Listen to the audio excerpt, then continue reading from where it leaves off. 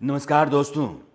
Iran, America और Israel के युद्ध में एक नया चैप्टर अब से थोड़ी देर बाद जुड़ने जा रहा है। भारतीय समय के मुताबिक 7:25 शाम के हो रहे हैं। शाम 7:30 से हॉर्मुज में, ये हॉर्मुज जो आप देख रहे हैं, हॉर्मुज में ईरान हॉर्मुज से निकलने और हॉर्मुज के भीतर जाने वाले जहाज़ों की नाकाबंदी करने जा रहा है अमेरिका। और ये जो हॉर्मुज है आप देखते हैं, यानी कि जब आप इस हॉर्मुज से, पर्शियन गल्फ से निकलते हैं और हॉर्मुज स्ट्रेट से होकर के जब ओमान की खाड़ी की तरफ आते हैं, ये सारे जहाज़ इन सभी देशों से तेल लेने के लिए जाते हैं या गैस लेने के लिए। बहरीन, कतर, यूएई, सऊदी, ये जितना आप देख रहे हैं इसी में ईरान भी है। तो ईरान से तेल लेकर के जो जहाज़ निकलता है दुनिया के तमाम हिस्सों में, वो यहीं से निकलता है हॉर्मुज से, और दूसरे देशों से भी यहीं से निकलता है। यहीं ईरान बैठा हुआ है। इसलिए वो तमाम देश जो अमेरिका का साथ दे रहे हैं, Bahrain, Qatar, Kuwait, Saudi, UAE, Jordan, इन तमाम देशों के जहाज़ों को उसने निकलने से रोक दिया है। इसलिए इनके यहाँ भी अब पैसे की तंगी है, क्योंकि पैसे के लिए एक ही ज़रिया है, तेल और गैस बेचना, और रास्ता ईरान ने यहाँ बंद करके रखा हुआ है। जिन देशों को उसने जाने की मंजूरी दी है वो तयशुदा देश हैं 6, उनमें भारत भी एक है। लेकिन बाकियों को कहता है कि अगर आप मेरे दुश्मन देश नहीं हैं और आपको निकलना है तो आपको चुंगी देनी पड़ेगी। और इस चुंगी से मुक्ति दिलाने के लिए, और ईरान इस्लामाबाद में हुई बातचीत से बाहर निकल गया, और डोनाल्ड ट्रंप कहते हैं कि दरअसल वो अमेरिका की बात नहीं माना और बात नहीं मानने का नतीजा अब उसको भुगतना पड़ेगा। तो अमेरिका ने क्या किया है कि हॉर्मुज से बाहर निकलते समय यहाँ उसने अपने वॉरशिप को खड़ा कर दिया है। बहुत बड़ा जो एयरक्राफ्ट करियर उसका है, USS Abraham Lincoln. Abraham Lincoln इस इलाके में है, और उसके बाकी जो जहाज़ हैं उनकी भी उसने पहरेदारी यहाँ डाल दी है। अब जो जहाज़ जाएंगे और उनकी अगर ईरान के पास जाने की मर्ज़ी है या ईरान से तेल या गैस लाने के लिए जा रहे हैं, तो उनको जाते समय ही रोक देगा। और खुदा न खास्ते लेकर के आ रहे हैं तो अमेरिका कह रहा है कि हम यहाँ आपको रोक देंगे। यानी कि ईरान की आमदनी का ज़रिया अमेरिका अब रोकना चाहता है। ये स्थिति जो है वो बनी हुई है। अब आप देखिए कि वाइट हाउस से क्या कहा गया है।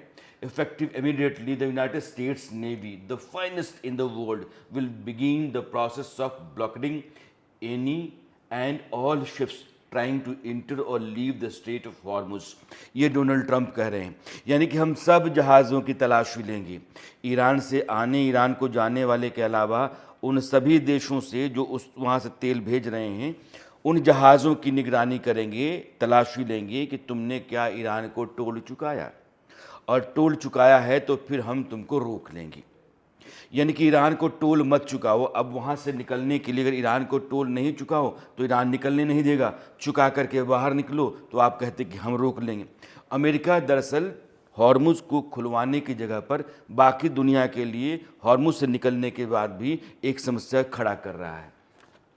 अब हो क्या रहा है कि जिन देशों को ये कह रहे हैं कि आकर के आप हॉर्मुज में मेरे साथ हाथ मिलाओ और ईरान का सामना करो, हमारी फ़ौज के साथ आपकी फ़ौज मिल कर के लड़े, और वो तमाम यूरोपीय देश हैं जो नेटो का मेंबर हैं, वो आप जानते हैं कि बहुत पहले से वो हटे पड़े हैं। उनको लगता है कि यार ये अमेरिका ने जाकर खामा का पड़ी हुई लकड़ी उठा ली है, तो उड़ता तीर तुमने पकड़ा है तो हम उसमें क्यों जाएं। और नेटो का चार्टर 5 कहता है कि अगर किसी नेटो के सदस्य देश पर हमला कोई देश करता है, उस देश पर हुए हमले को सभी सदस्य देशों पर हुआ हमला माना जाएगा। और ये कहते हैं कि हमला थोड़े हुआ, हमला तो तुमने जा करके किया। अब आप देखिए कि ये डिफेंस मिनिस्टर जो फ्रांस के हैं वो क्या कहते हैं। NATO is an alliance established for European and Atlantic security. It is not for an operation in the Strait of Hormuz that does not comply with international law. अंतर्राष्ट्रीय कानून जो होते हैं उन कानूनों के खिलाफ जाकर के आपने हॉर्मुज की समस्या खड़ा की है, और हॉर्मुज की समस्या को निपटाने के लिए आपकी मदद करने की जिम्मेदारी या वो दायित्व तो हमारे ऊपर बनता नहीं है। ये फ्रांस है। अब ब्रिटेन है। ब्रिटेन जो लगातार अमेरिका का साथी देश रहा है, भरोसेमंद दोस्त रहा है और तमाम तरह की लड़ाइयों में उसका हिस्सेदार रहा है। ब्रिटेन क्या कहता है ये जरा देखिएगा। जो प्रधानमंत्री हैं कीर स्टारमर, तो Keir Starmer has belted Trump and refuse to help US navy at strait of Hormuz. Trump ने कहा कि UK will send mine sweepers at state of Hormuz to clear it and help in blocking state of Hormuz. State of Hormuz के भीतर Iran ने जो mines बिछा रखी हैं कि जो जहाज़ आएंगे उन जहाज़ों को वो उड़ा देगा। उन माइंस को क्लियर करने के लिए जो जहाज़ होते स्पेशली होते हैं उसी काम के लिए उन्होंने कहा कि यूके यानी कि ग्रेट ब्रिटेन भेजेगा। और यूके ने कहा कि no, we will not help US navy blockade the strait because we don't believe in such military action there. We are not sending any minesweepers either. हम इस तरह के मिलिट्री एक्शन में भरोसा नहीं करते हैं। ये उठाया गया युद्ध है और हमारे ऊपर आप कहते हैं कि ये जिम्मेदारी बनती है कि हम आपकी मदद करें, ये नहीं हो सकता है। तो कहा कि हम नहीं भेजेंगे। अब ये देखिए कि ऑस्ट्रेलिया ने कहा है कि हमसे कहा नहीं गया है, वैसे हम मदद कर सकते हैं, लेकिन हम चाहते ये हैं कि जो इंटरनेशनल लॉ है नेविगेशन का वो मेंटेन रहे, बना रहे। यानी कि हॉर्मुज जिस तरीके से खुला हुआ रहा उसी तरीके से खुला रहना चाहिए। उसकी नाकेबंदी, उसकी घेराबंदी या दुनिया के तमाम देशों के जहाज़ों की आवाजाही वहाँ रोकी नहीं जानी चाहिए। वो सभी दुनिया के इस्तेमाल का इलाका है और जैसा रहा है वैसा ही रहना चाहिए, ऑस्ट्रेलिया की राय है। लेकिन फिर भी वो अमेरिका के फैसले से सहमत नहीं रहा है कि आप जा कर के युद्ध कर बैठे और युद्ध करके आपने दुनिया को मुसीबत में डाल रखा है। अब ये तमाम तरह की तस्वीरें जो हैं वो बताती हैं। अब आप चीन और डोनाल्ड ट्रंप, ये चीन और डोनाल्ड ट्रंप की तस्वीर मैं क्यों लेकर के आ रहा हूँ, क्योंकि यहाँ से एक नए चैप्टर की भी शुरुआत हो सकती है और वो कहीं ज़्यादा ख़तरनाक होगा। डोनाल्ड ट्रंप की नेवी ने हॉर्मुज को अगर ब्लॉक कर दिया, हॉर्मुज से बाहर निकलने वाले जहाज़ों का रास्ता बंद हो गया, तो आप जानते हैं कि लगभग 50% जो तेल है और 30% के आसपास, एक आंकड़ा मेरे पास है कि 45 से 50% तेल और 30% गैस चीन जो मंगाता है वो हॉर्मुज के रास्ते ही मंगाता है। और वो तेल की ख़रीद सिर्फ ईरान से नहीं करता है। ईरान जितना एक्सपोर्ट करता है 90% तेल तो चीन ले लेता है, लेकिन चीन की टोटल जो परचेज़ है या इंपोर्ट है तेल का, उसका एक हिस्सा है वो इराक़ से, सऊदी से, कतर से, इन देशों से भी तेल और गैस ख़रीदता है। तो 50% से अधिक तेल और 30% से अधिक गैस, इसका रास्ता चीन के लिए अमेरिका बंद कर रहा है। तो आप समझिए कि ईरान के लिए उसने रोज़ी रोटी यानी कि उसके आमदनी का ज़रिया वो रोकेगा और चीन को जो सप्लाई जा रही है उसको भी बंद करना चाहता है अमेरिका। इसलिए चीन, उसके पास वैसे इतना स्टोरेज है कि बहुत लंबे समय तक खींच सकता है, लेकिन बहुत दिनों तक अपने इस तरह के दबाव को जो पावर सेक्टर में है, ऊर्जा का संकट चीन के सामने खड़ा होगा, वो झेल नहीं सकता है। हालांकि जो ESPO कहते हैं कि ईस्टर्न साइबेरिया पैसिफिक ओशन, यानी कि रूस से जो तेल आता है, जो पाइप आती है, जिस पाइप से तेल और गैस मंगाता है चीन, उससे सप्लाई उसकी बनी हुई है। लेकिन अगर ये रास्ता रुकता है तो चीन के लिए संकट खड़ा होगा। ऐसे में क्या चीन उतरेगा? और ये देखिए कि मैं स्पेन के प्रधानमंत्री पर आऊँ, उससे पहले चीन की तरफ से ये कहा गया है कि अगर अमेरिका ने हमारे में दखल दिया, वो पूरा का पूरा इलाका जो है वो दुनिया भर के लिए खुला हुआ है। ईरान हमारे जहाज़ों को आने जाने दे रहा है, ईरान के साथ हमारा व्यापारिक समझौता है। उस समझौते में अगर कोई अड़चन किसी देश के कारण आती है, अमेरिका की तरफ इशारा है, तो फिर उसको नतीजा भुगतना पड़ेगा। और डोनाल्ड ट्रंप ने पहले ही कह रखा है कि अगर चीन ने ईरान को मदद की युद्ध में तो चीन के ऊपर हम डबल टैरिफ कर देंगे।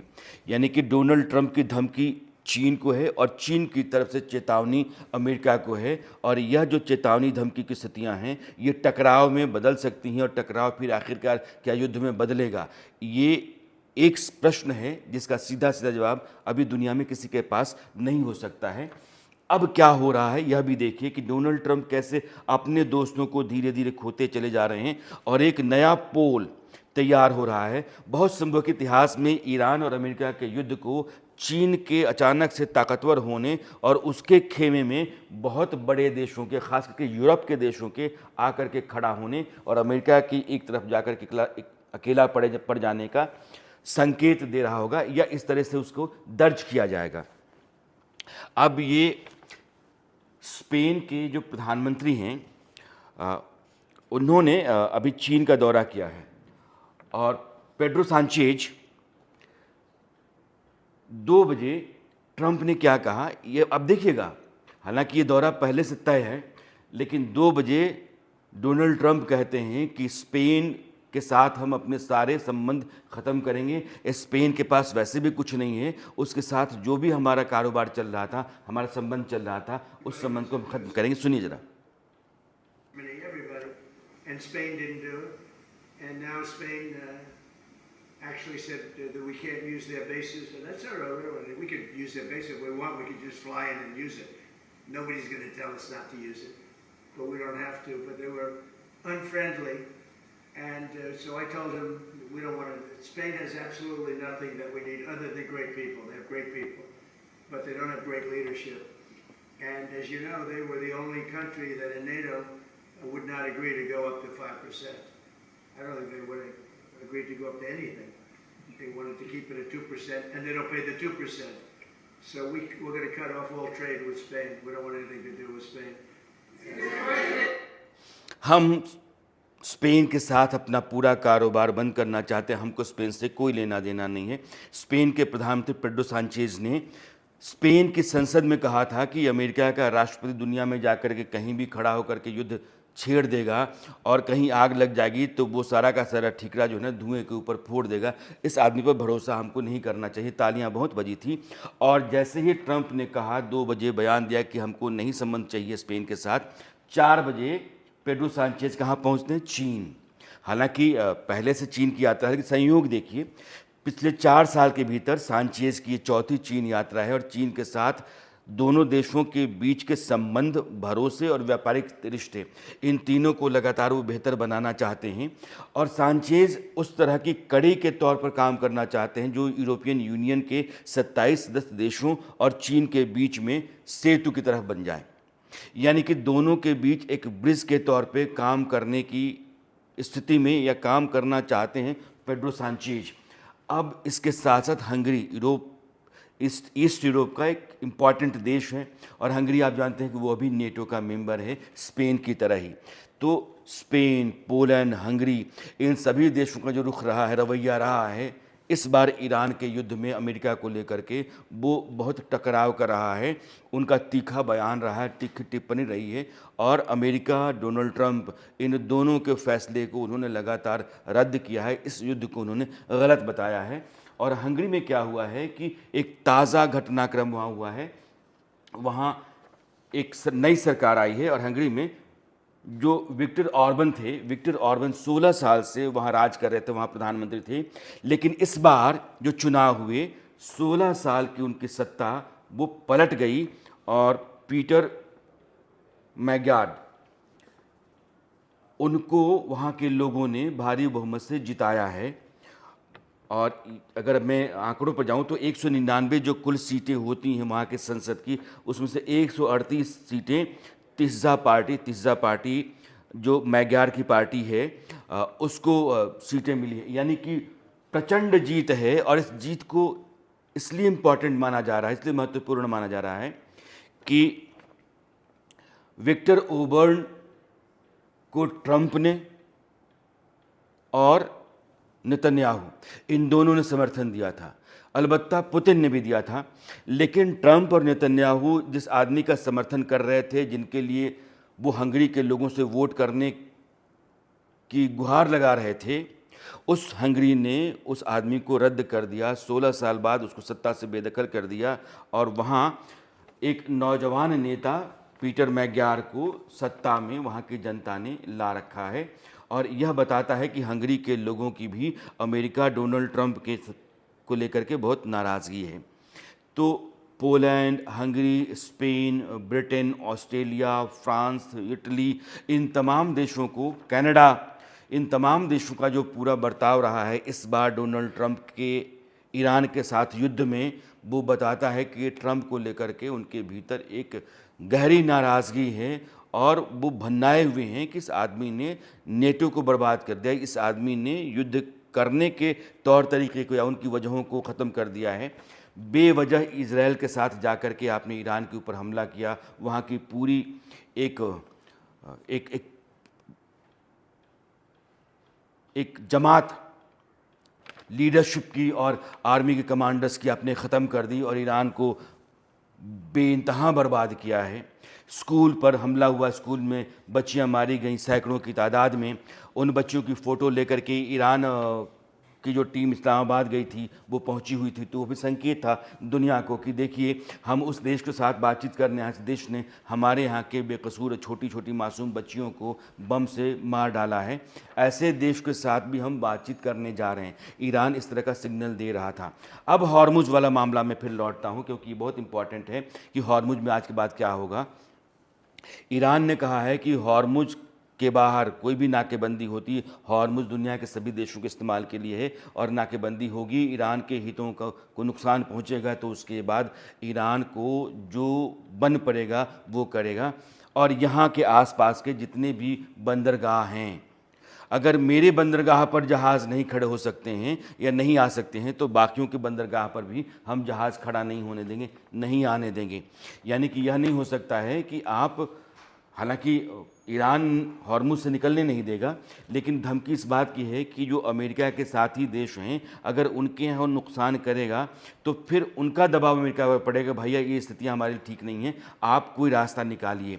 तो अब जब हॉर्मुज को बाहर जा कर के, हॉर्मुज से निकलते ही अमेरिका अपने जहाज़ और अपनी तलाशी टीम के ज़रिए बाकी निकलने वाले जहाज़ों को या आने वाले जहाज़ों को रोकेगा, तो जाहिर है कि ईरान के लिए भी रास्ता बंद होता है। ईरान तेल नहीं बेच सकता है और अमेरिका चाहता है कि ईरान का भी हम तालाबंदी कर दें, उसके यहाँ पैसा जाना बंद हो जाए। और जब ईरान या हॉर्मुज से रास्ता बंद हो जाता है तो चीन को भी दिक्कत होगी। तो चीन भी ईरान के लिए अब सामने आकर के कितना लड़ता है इस बात का जिक्र हमने किया, लेकिन अभी भी यह एक यक्ष प्रश्न की तरह है। अब आज 7:30 बजे भारतीय समय से मैं अभी आपको नहीं बता सकता हूं कि वहाँ नाकाबंदी शुरू हुई या नहीं हुई, क्योंकि मैं जब वीडियो बना रहा हूं इस समय तक मेरे पास कोई ताज़ा जानकारी नहीं है। लेकिन अगर जैसे अमेरिका नाकाबंदी करता है हॉर्मुज की तो उसके बाद एक अलग टकराव शुरू होगा और ईरान अमेरिका के बीच इस्लामाबाद में जो बातचीत ख़त्म हुई लेकिन रास्ता बंद नहीं हुआ, तो उस रास्ते के बंद होने के भी आसार होंगे। हालांकि कहा जा रहा है कि 21 अप्रैल के आसपास फिर से दोनों देशों के बीच बैठक होने और इस युद्ध को रोकने और बात को आगे बढ़ाने, निपटाने, सुलझाने की कोशिश की जाएगी। मगर अमेरिका का यह जो आज का फैसला है वो उन तमाम तरह की संभावनाओं पर पानी फेर देगा, लेकिन अमेरिका के पास भी विकल्प नहीं है। हॉर्मुज को खोलना दुनिया के लिए ज़रूरी है, दुनिया के तमाम देशों की तरफ से अमेरिका के ऊपर दबाव है और अमेरिका के कारण ही ये स्थिति आई है, इसलिए उसकी जिम्मेदारी बनती है कि हॉर्मुज को वो साफ़ करवाए, पहले जैसे था वैसे ही रहे, और उसी के लिए वो अब नाकाबंदी कर रहा है। अंदर जाने का मतलब ये है कि उसके लिए वो ख़तरा है, उसको अपने सैनिक गंवाने पड़ेंगे और बहुत बड़े पैमाने पर उसको बर्बादी उठानी पड़ेगी। ना सैनिक गंवाना चाहता है, ना बर्बादी उठाना चाहता है, इसलिए उसने बाहर का रास्ता अपनाया है। और जैसे ही आप बाहर आते हैं उसने ताला मार करके अपने जहाज़ों को बिठा रखा है कि सब चेक करो और देखो कि क्या कोई टोल दे करके आ रहा है क्या, और कोई ईरान से आ रहा है क्या, और फिर जा रहा है तो कहाँ जा रहा है। ये स्थिति जो है वो युद्ध के फिर से आगे बढ़ने और किसी भी बातचीत के रास्ते के बनने की उम्मीद को धूमिल करती है। तो आज के वीडियो में इतना ही। मेरी आपकी मुलाकात कल फिर शाम को होती है, तब तक के लिए मुझे दीजिए विदा। नमस्कार।